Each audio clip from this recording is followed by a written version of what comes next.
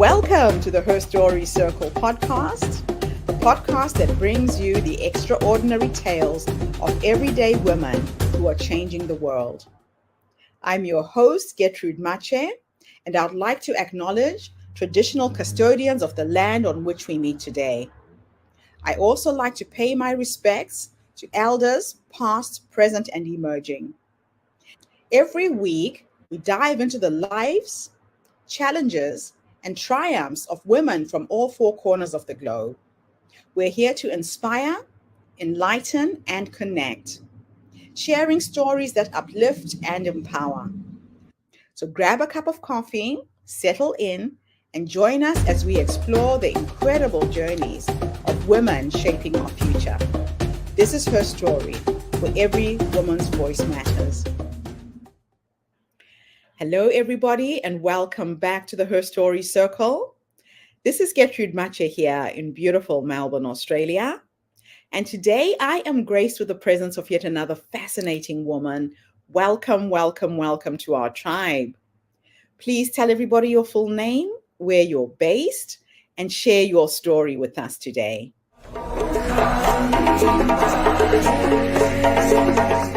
Hello, everyone. My name is Sharifa Akilah Trinay, Washington, and I am currently based in the Bay Area. I was born and raised in Oakland, California, and that's really where my story began. I was born in a two-parent household. I'm the youngest of three girls, and at 17, I had the opportunity to attend college and go to Los Angeles.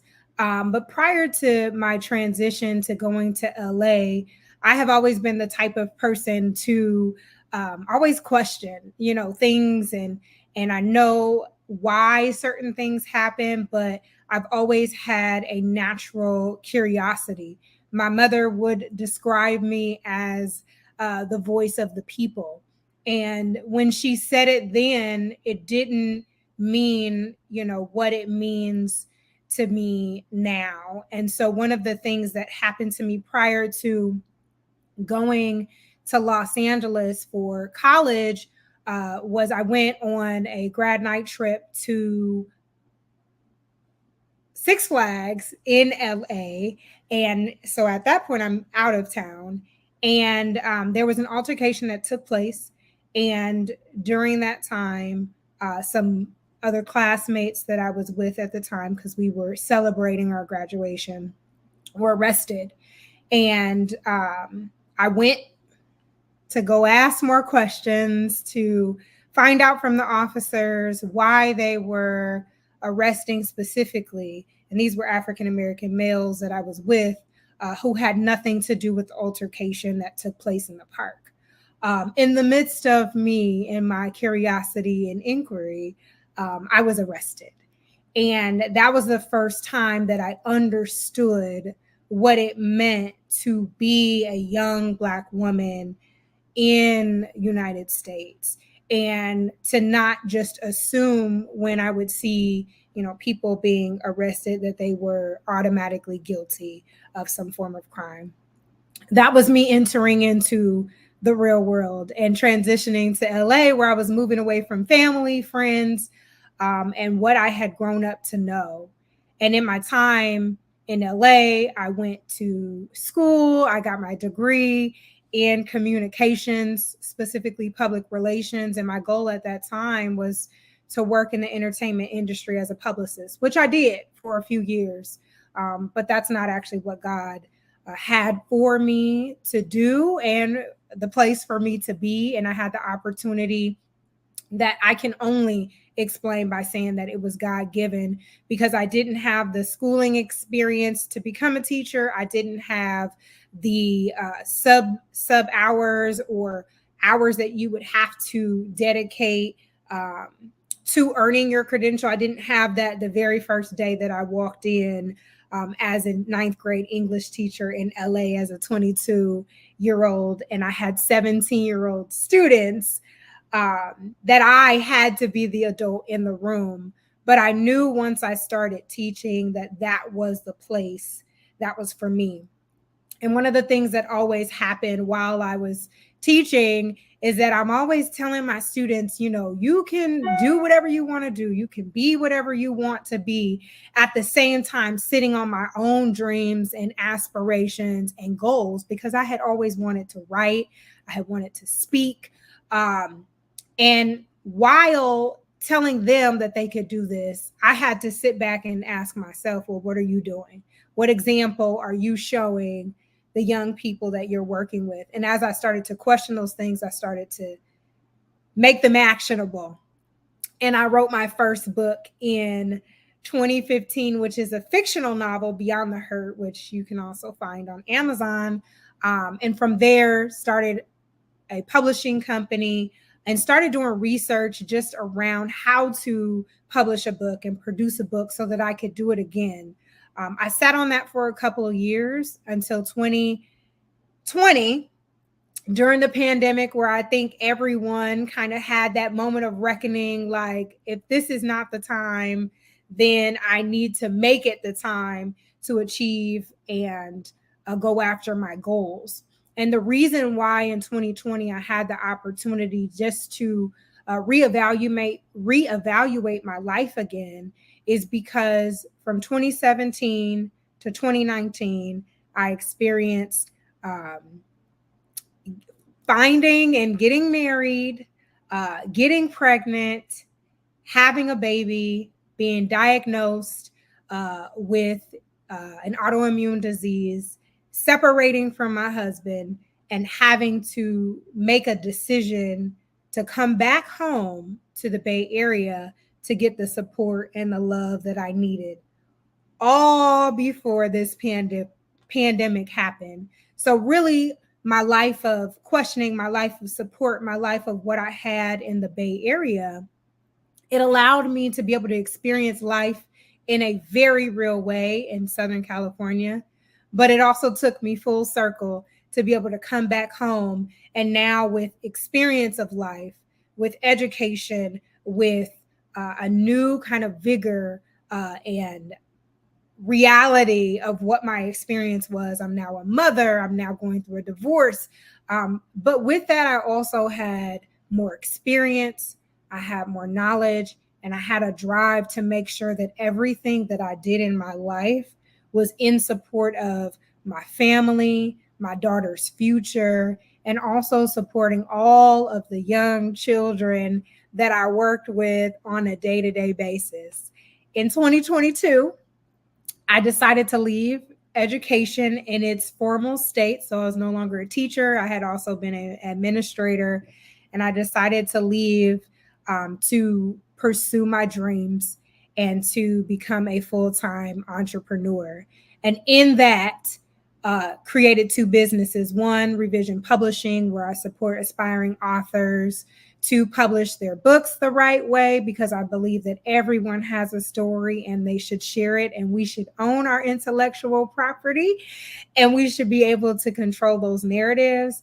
And also Our Collective Impact LLC, which I have co-founded with my cousin, which is in support of supporting schools and organizations with capacity building, but ultimately to support students of color, Black children in education, to make sure that they're getting the resources that they need. Because I was once a student, I was once a teacher, I was once an administrator, and now I'm a parent. So being able to see what I would like the future to hold for my daughter when it comes to education, when it comes to social justice, when it comes to just being able to dream in the way that she wants, is extremely, extremely important to me. And so it wouldn't be right if I didn't continue my own education. And so 2 years ago, I also enrolled at St. Mary's to pursue my doctorate in educational leadership.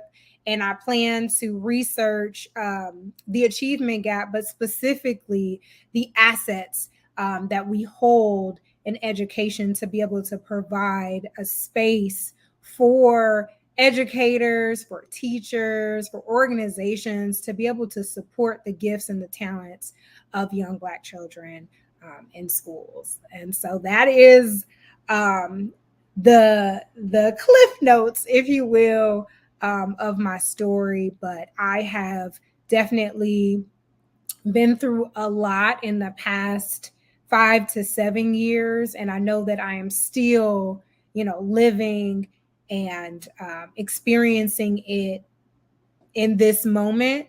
But I hold a lot of gratitude. I know that there is power in my story, in my voice, in the opportunities to be able to share with other people, to be able to do the same. And one of the things that I tell everyone is you own your story, right? So we experience different things with different people, but it's important to understand that we own our experiences and to make sure that we share those experiences with other people. What an incredible story. Just listening to you speak and your passion for capturing these stories really is a testament that you and I were supposed to meet. Mm-hmm. The Her Story Circle is about writing women's stories into history. They say that the richest places in the world are graveyards because they're full of people who had amazing stories who didn't have the courage just to get a pen and paper and actually write it down. Yes. So what you have done with the challenges that you've had is incredible. I am just so, so inspired with everything. So let's start off with your educational journey. Yes. How did your Master of Education shape your approach to teaching and your work in publishing and entertainment industries? So what's interesting is when I discovered that teaching was my gift and my life's trajectory, many of the people around me pretty much confirmed they already knew because it was the perfect fit. I have always loved school. I tell people that the one thing that I've always been committed to is education. So I may not stay on a job very long, especially if the values don't align with my belief system or purpose, if I'm unable to kind of do some of the work that I want to do that I feel like is important with helping people, then I will go. But education has always been that place where it's just a space for me to be able to learn and grow as an individual. And it's endless. It's boundless. It's endless. We can't learn it all. We can't know it all. But being able to be in that space to earn, I got the master's degree in teaching because they said, oh, you need this X amount of units, to get your master's. And you've already done this, what's required for your teaching credential. And so I said, okay, well, I love school. I want to learn. Bring on the master's degree. And if I take a step back, even before when I was working as a publicist, the woman that I worked for, she was a great mentor. She wanted me to kind of stay in the field, but I was literally being tugged at my heartstrings to go in a different direction. And one of the things that she said to me was, teachers don't get paid a lot. And I know that's something that people say, but my experience at the time when I first started teaching, I was a single woman. I didn't have any children. I was able to pay my bills. I was able to buy a home. I was able to do all of these things and pour into so many young people who were also pouring back into me. And so there's so much more value in that experience than being driven by money and wealth and all of those other things where the entertainment industry was more based. Yeah, money isn't everything. Now, can you share a memorable experience from your time working with youth development that significantly impacted your career or your personal growth?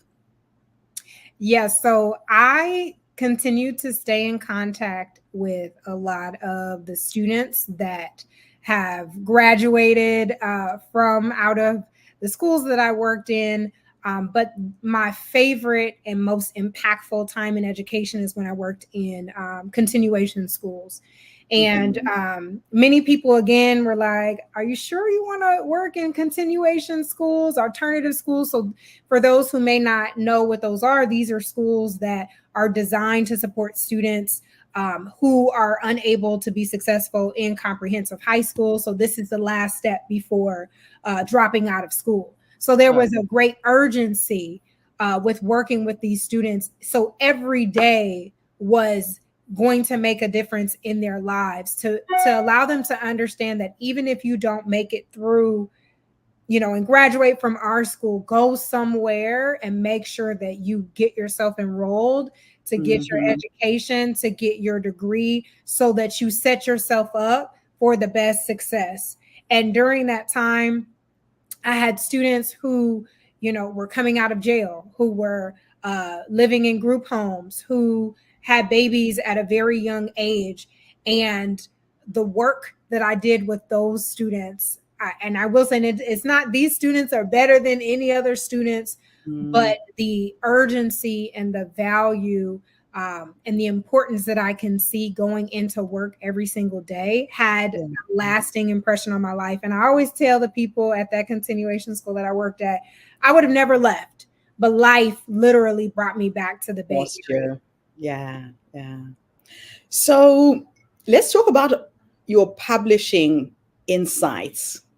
What challenges have you encountered in the publishing industry, and how have you navigated them to establish Revision Publishing?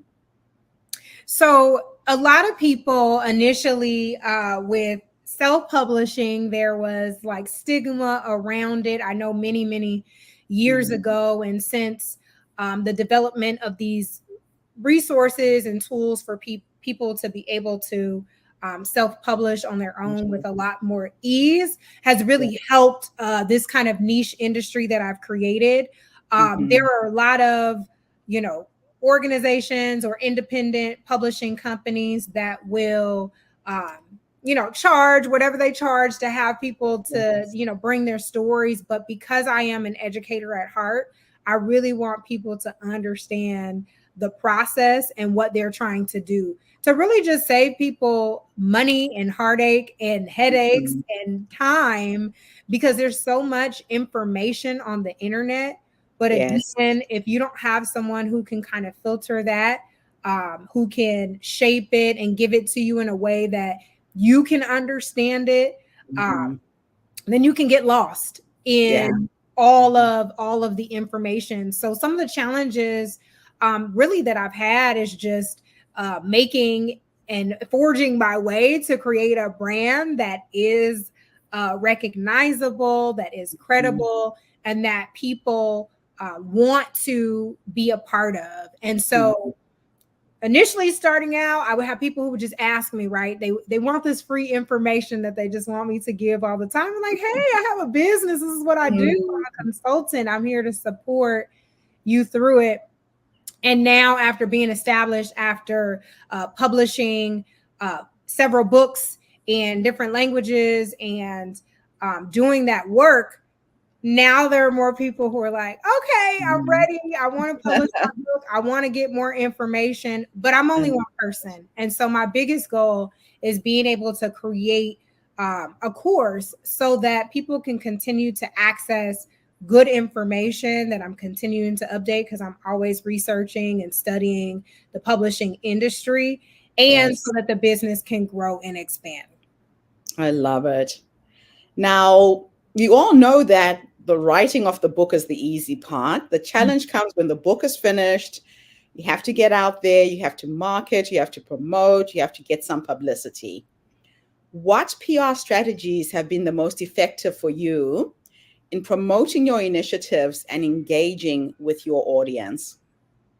What has been the most important for me is honestly getting out of my own way. As I mentioned before, I worked as a publicist, so I know how to promote other people, but it was like, you have to do the same thing you would do for someone else for yourself. And that just means removing all of the stigmas around feeling like you're a salesperson, right? Mm-hmm. And really just sharing the benefits and the beauty of the product that you've created. Social media has been amazing. I know having to start putting my face in front of people has really helped, because I know a lot of times as writers, people who like to be behind the scenes, we don't like to put our images out there, our voice out there, our faces out there. But that's what people really want to know. People really want to get to know the people behind the books, the who is the person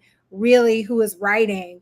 And the beauty about books, especially because you said the writing is the easy part, and then the promoting of the book is ongoing. I have been introduced to books that have been printed in the 1990s and just now reading them. And that's also the beauty of books, is because they don't get old. You can repurpose your content and present it in a new way where a new audience can find it, and then they'll go back and search some of your old material and become a fan all over again. I absolutely love it. That's incredible.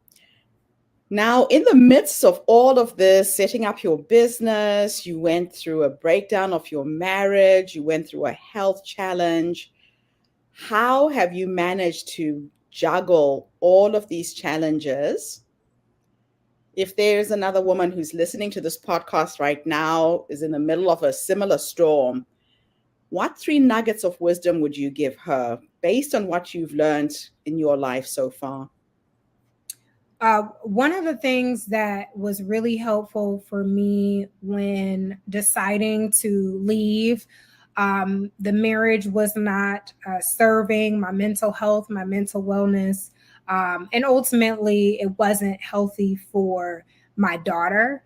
And so being able to see that if I want a brighter future and I want a space to grow and not die in this home, I need to get out and I need to connect myself with my tribe of people, whether that's family, friends, but really being connected to someone else who I know genuinely loves and cares and is there for my best interest. That's the very first thing.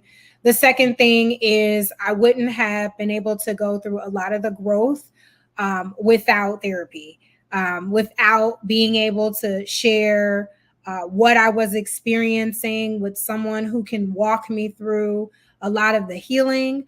It is a continuous journey. Healing is not, okay, you'll be healed in a year.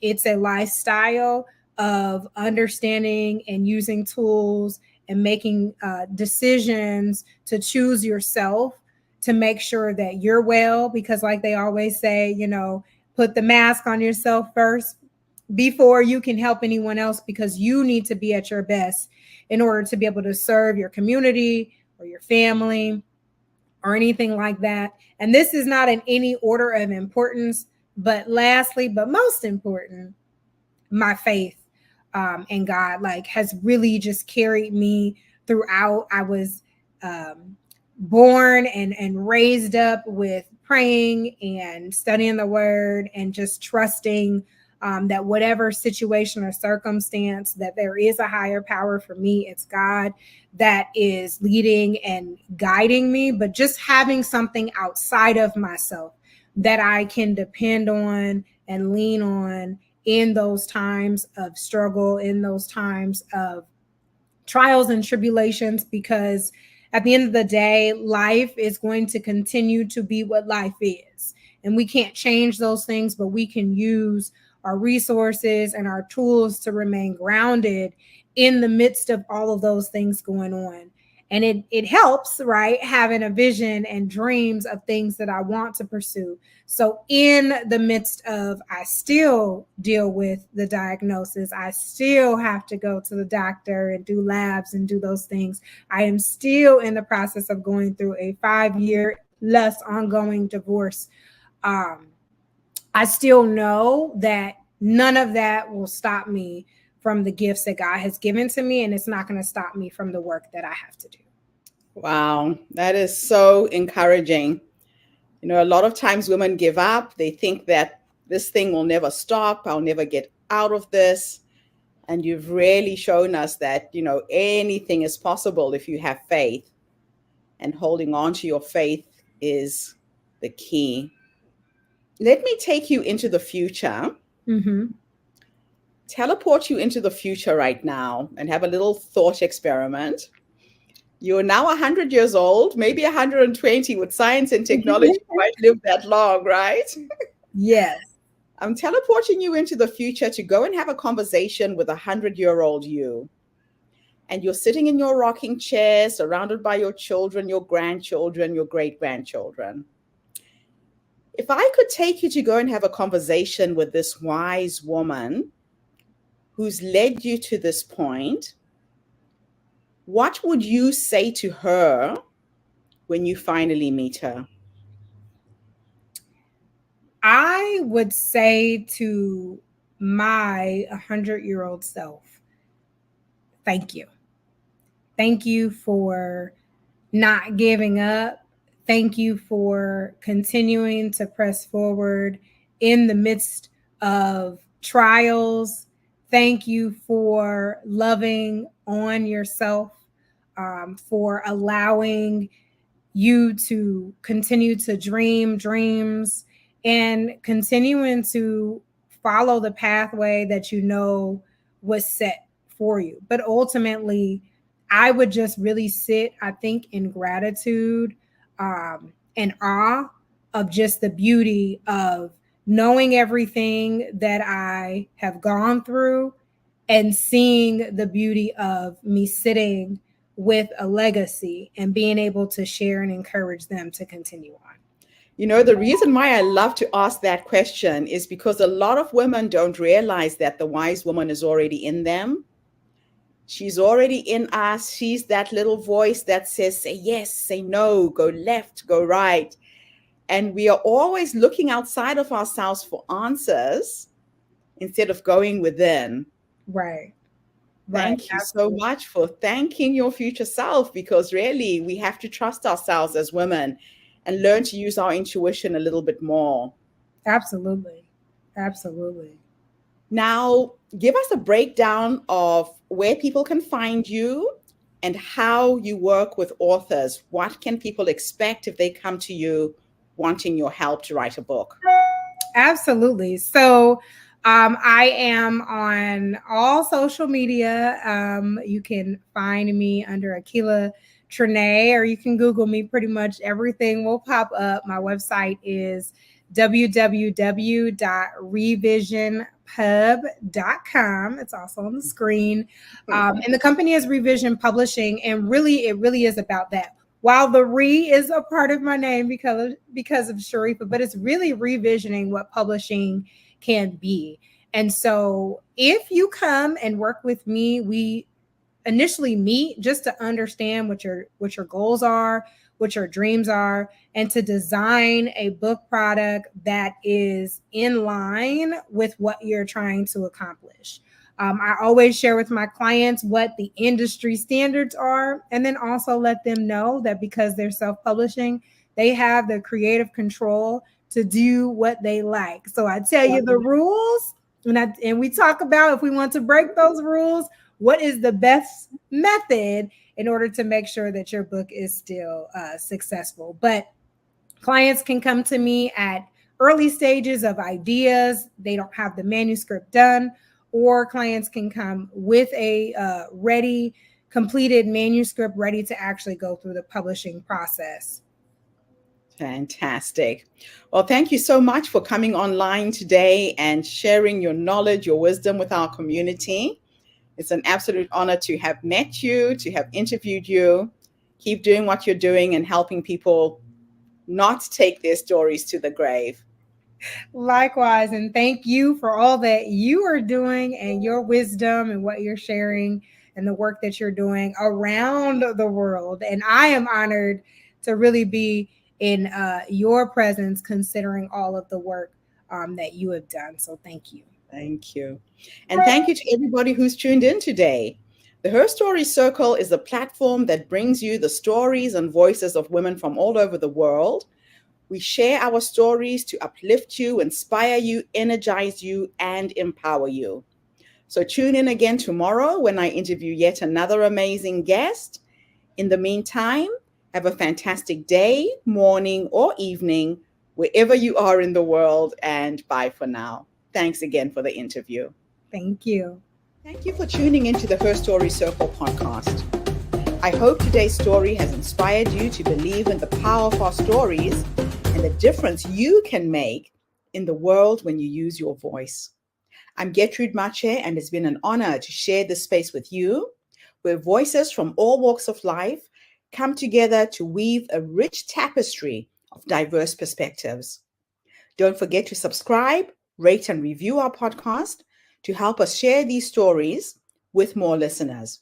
Follow us on social media by looking for the Her Story Circle podcast for more updates, and join us tomorrow for another episode filled with courage, resilience, and empowerment. Remember, your story matters, and together we're building a stronger, more inclusive world. Until next time, keep making her story.